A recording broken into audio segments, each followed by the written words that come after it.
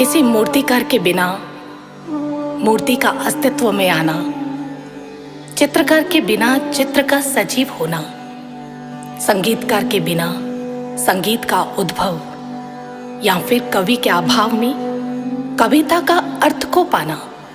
जिस प्रकार यह सब असंभव है प्रिय साधकों, ठीक उसी प्रकार जीवन की पूर्णता गुरु के बिना असंभव है। इसका आरंभ भी गुरु से है और अंत भी। सृष्टि के आदि काल से इस नियम में ना कोई परिवर्तन हुआ है और ना ही भविष्य में होने की संभावना है। गुरुदेव श्री आशुतोष महाराज जी भी अक्सर कहा करते हैं, भारत विश्व का हृदय है और इस हृदय की धड़कन सदा से ही गुरु शिष्य परंपरा रही है। इसे तथ्य से भिज्ञ करवाते हुए आदि गुरु शंकराचार्य जी भी कहते हैं, संसार की समस्त उपलब्धियां गौण व व्यर्थ हैं यदि आपने गुरु चरणों में मन अर्पित नहीं किया। तो आए समस्त सुखों के धाम गुरु चरणों से अपना प्रेम परिपक्व करने के लिए आदि गुरु शंकराचार्य जी द्वारा रचित गुरु अष्टकम की संगीतबद्ध प्रस्तुति को श्रवण करते हैं।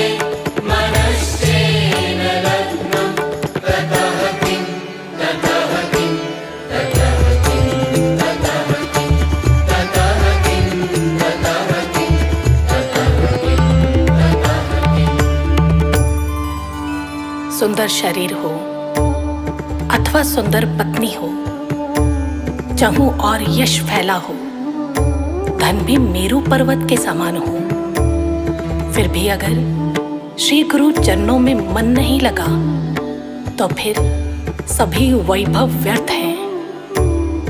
एक बार सूफी संत शेख फरीद जी अपने शिष्यों को जीवन के ध्रुव सत्य से परिचित करवाते हुए कहते हैं, किसी जली हुई चिता की ठंडी राख को अपने हाथ में लेकर सोचो, उसमें से कुछ ढूंढने की कोशिश करो, शायद कुछ मिल जाए। शायद किसी राजा की शानो शौकत, धन दौलत, किसी सूरमा की अकड़ व जीत के झंडे, या फिर किसी सुंदर स्त्री की सुंदरता की झलक। अरे सत्य तो यह है, इस राख में कुछ नहीं मिलेगा, क्योंकि सब कुछ जल चुका है, खत्म हो चुका है। इसलिए यह धन दौलत, यश, कीर्ति, सुंदरता सब नश्वर है, व्यर्थ है।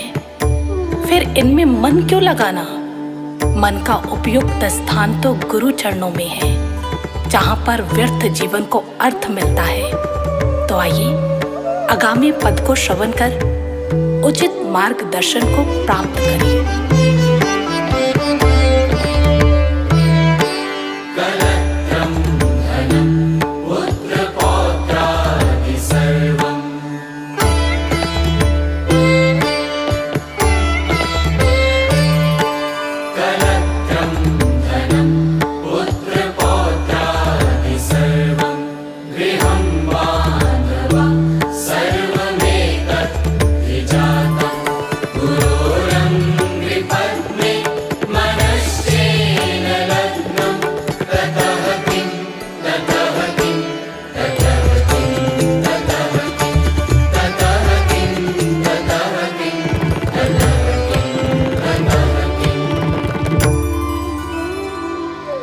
पत्नी, धन, पुत्र, पौत्र आदि सभी घर में हो, बंधु बांधव प्राप्त हो, फिर भी अगर श्री गुरु चरणों में मन नहीं लगा तो सब व्यर्थ है।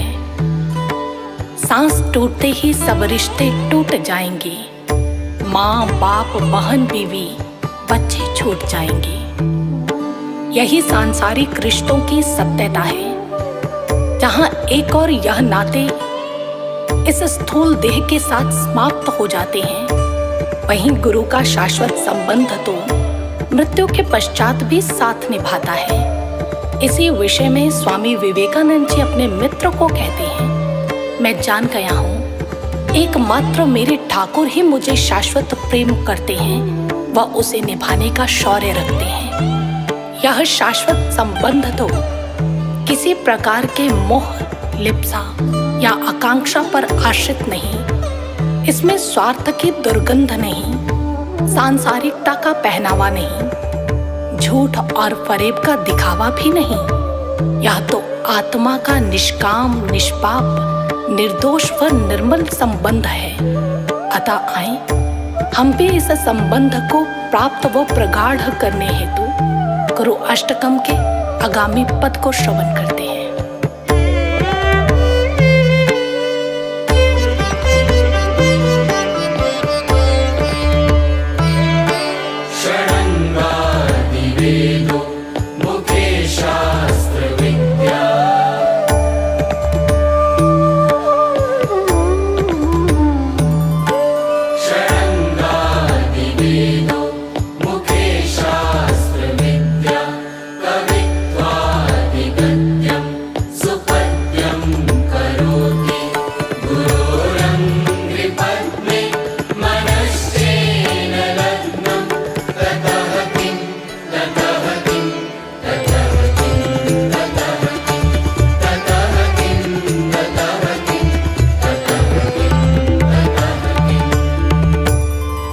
शास्त्र, 4 वेद आदि सभी कंठस्थ हूँ, गद्य पद्य की रचना करने में निपुण हूँ, अर्थात कवि हूँ। फिर भी अगर श्री गुरु चरणों में मन नहीं लगा तो यह शास्त्र पुराण किस काम की, इससे क्या लाभ, सब व्यर्थ हैं। रविंद्रनाथ टैगोर जब अपने जीवन के अंतिम पड़ाव पर थे, तब उनसे किसी ने पूछा, ठाकुर आपने तो साहित्य जगत में श्रेष्ठ स्थान प्राप्त किया है, यहाँ तक कि पश्चिम के बहुत से कवि आपके सामने स्वयं को बौना महसूस करते हैं। आपने बहुत सी काव्य रचनाएं समाज को दी हैं, निसंदेह इन्हें पाकर संसार खुद को बहुत धन्य महसूस करेगा, इन्हें खुशी से गाएगा, गुनगुनाएगा। ठाकुर ने भीगी आंखों से उस व्यक्ति को देखते हुए कहा, लेकिन मैं खेद मनाऊंगा, खुद को बहुत ठगा हुआ सा महसूस करूंगा। व्यक्ति, पर क्यों ठाकुर? क्योंकि इन समस्त गीतों को लिखने के बाद भी मैं वह गीत नहीं गुनगुना पाया जिसे गाने के लिए आया था। कितना गहरा पश्चाताप समाया है इन शब्दों में, जो दर्शाता है गुरु के शरणागति के बिना अर्जित की गई विद्वता व्यर्थ है। अतएव साधकों, आए ज्ञान के कोश गुरु के श्री चरणों से घनिष्ठता स्थापित कर सत्य के मार्ग का अनुसरण करें। इसके साथ साथ आगामी पद को भी श्रवण करते हैं।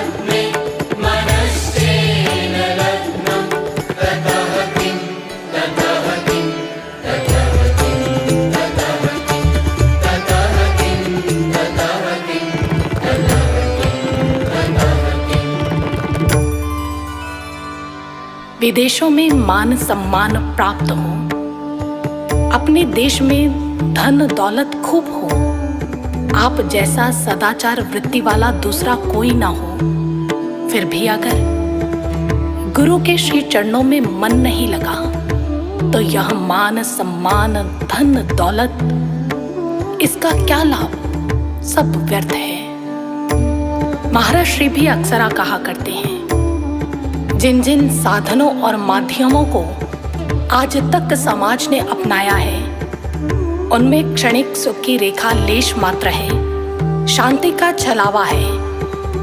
बड़ा सरल सा गणित है, जो साधन स्वयं क्षण भंगुर है वह शाश्वत साध्य तक कैसे पहुंचा सकता है। जो जड़ है उससे जुड़कर जड़ता ही आएगी, चैतन्यता का आनंद नहीं। जो इंद्रिक ऐश्वर्य है, लौकिक भोग है, उसमें अलौकिकता की सुगंध कहाँ। इसीलिए गुरु ही सफल व श्रेष्ठ जीवन की धुरी होते हैं, जिनकी शरणागति ही जीवन का लक्ष्य है। तो चलिए इसी तथ्य को और विस्तार से जानने हेतु आगे श्रवण करते हैं आदि गुरु शंकराचार्य जी हमें क्या कहते हैं।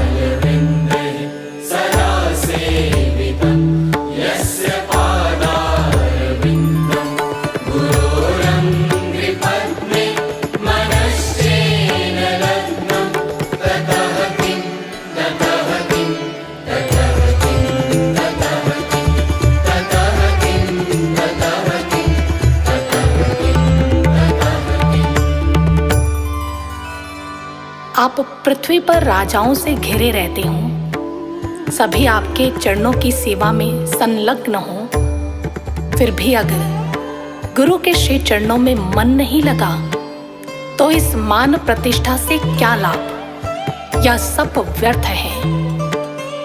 जिंदगी एक सिक्का है जिसे आप खर्च तो कर सकते हैं, लेकिन बस एक बार। अब सवाल यह है, किस सिक्के को खर्च करें तो कैसे, ताकि इससे की गई कमाई हमें सच्ची सफलता का खिताब दिला सके। बहुत से लोगों ने इस सिक्के से नाम, धन, ताकत, रुतबा कमाया, लेकिन क्या वे सफल हो पाए? नहीं। तभी तो सिकंदर जैसा नामी गिरामी योद्धा भी जब दुनिया से गया तो यह ऐलान करके गया, मेरे दोनों हाथ कफन से बाहर रखना, ताकि लोग यह जान सकें कि सिकंदर बादशाह सब कुछ होते हुए भी खाली हाथ संसार से जा रहा है। कहने का मतलब, ताकत, नाम, शोहरत इत्यादि कमाने के लिए खर्च किया गया जीवन सच्ची सफलता दिला सकने में असमर्थ है। इसीलिए किसी ने जीवन की वास्तविकता की ओर इंगित करते हुए बहुत खूब कहा है, गुरु ही तो जीवन का एकमात्र सार है, इन्हीं से होता धरती पर स्वर्ग का विस्तार है। और आइए इसी के साथ आगे के पद को श्रवण करते हैं। यशो में गतम दिक्षुदान प्रतापात्,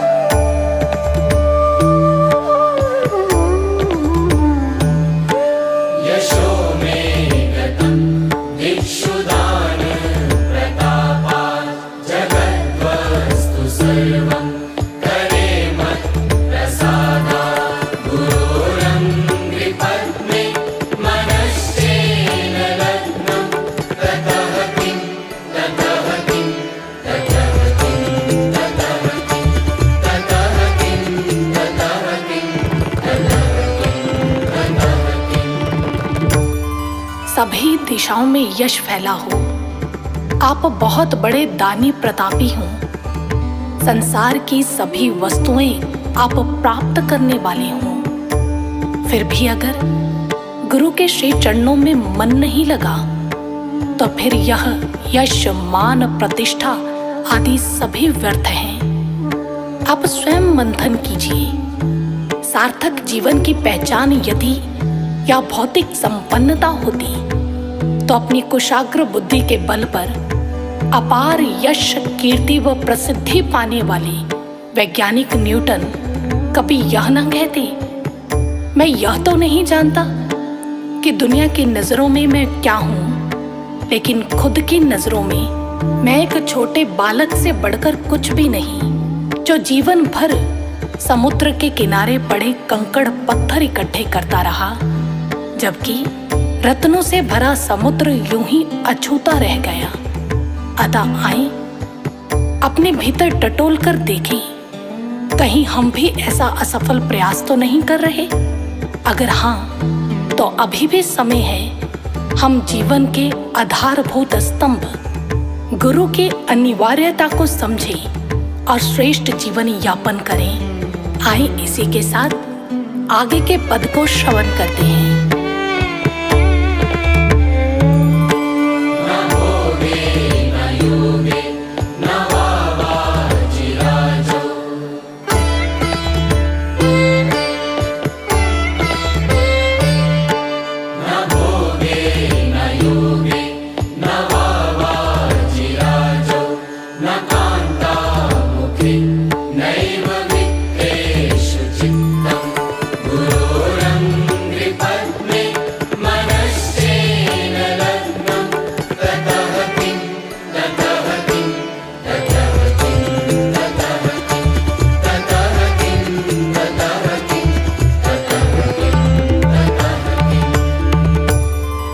भोग में, योग में अथवा घोड़ा, राजा, पत्नी की सुंदरता व धन में लगा हुआ मन, इन सब में कोई सुख नहीं। अगर आपका मन गुरु के श्री चरणों में नहीं लगा तो फिर यह सब व्यर्थ है। महर्षि रमण का कथन है, यदि गुरु की संगति मिल जाए तो नाना प्रकार के यम नियमों की क्या जरूरत। जैसे यदि शीतल पवन बह रही हो तो पंखे की क्या जरूरत। इसीलिए ये भोग, योग, पुरुषार्थ विद्याएं सभी विफल हैं अगर हमारा मन अपने सद्गुरु के श्री चरणों में नहीं लगा। वास्तव में गुरु भक्ति ही ज्ञान का आधार है।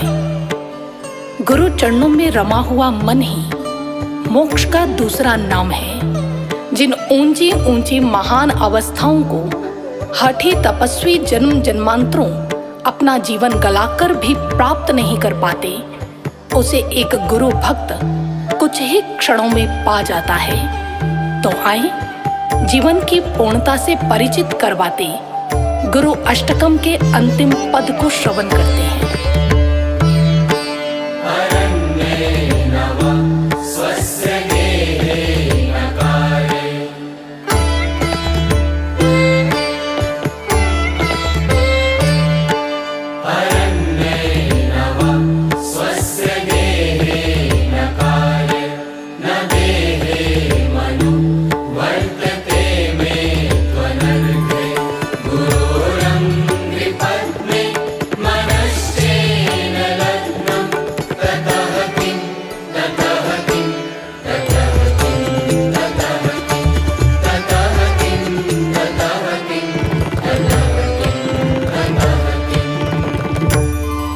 जंगल में अथवा अपने घर में, कार्य में, शरीर की सुंदरता में मन लगाने पर भी और पाप से रहित होने पर भी अगर आपका मन गुरु के श्री चरणों में नहीं लगा तो यह सब व्यर्थ है। गुरु अष्टकम की प्रत्येक पंक्ति का यदि हम सारांश निकालें तो हम पाएंगे संसार की सभी उपलब्धियां गुरु चरणों के सम्मुख तुच्छ है। यूं तो गुरु का संपूर्ण स्वरूप ही कृपामय व अंश अंश वरदानी है, किंतु गुरु के चरण तो अनूठे, सर्वोपरि व सबसे अधिक कृपादायक होते हैं। विचार करें, गुरु चरणों की ऐसी भव्य महिमा, ऐसी अनुपम गाथा आखिर क्यों?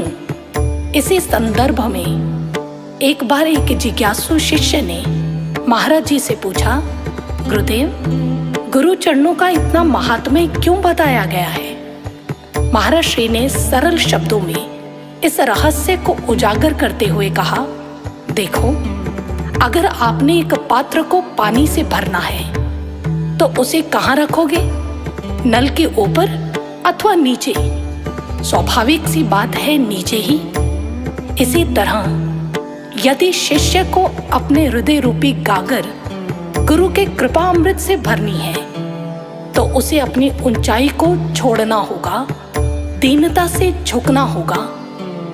अब चूंकि गुरु स्वरूप के तल में चरण ही है, उन पर रखा शीश ही गुरु की बहती कृपा को समेट पाता है।